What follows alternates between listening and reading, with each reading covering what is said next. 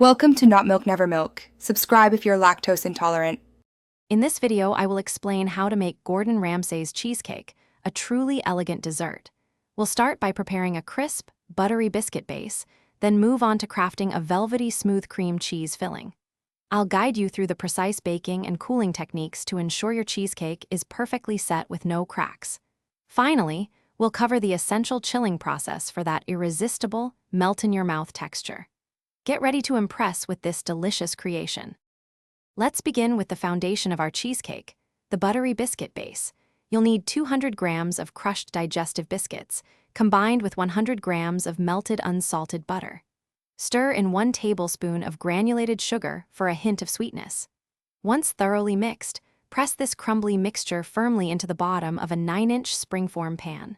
Pop it into the fridge for about 15 minutes to chill and firm up while we prepare the luscious filling. Now for the star of the show, the velvety filling. In a large bowl, beat 500 grams of softened full-fat cream cheese with 150 grams of granulated sugar until smooth. Next, gently incorporate 3 large eggs, adding them one at a time to avoid overmixing. Stir in 200 grams of sour cream, 1 teaspoon of vanilla extract, and the zest of 1 lemon.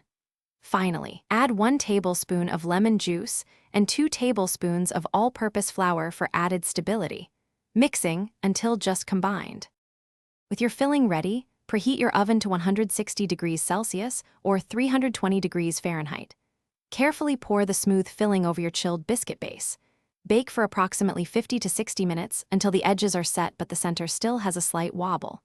To prevent cracks, turn off the oven, crack the door open, and let it cool inside for 1 hour.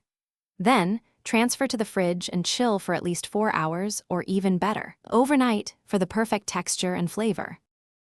Thanks for watching. If this was helpful, leave a like and consider subscribing. See you next time.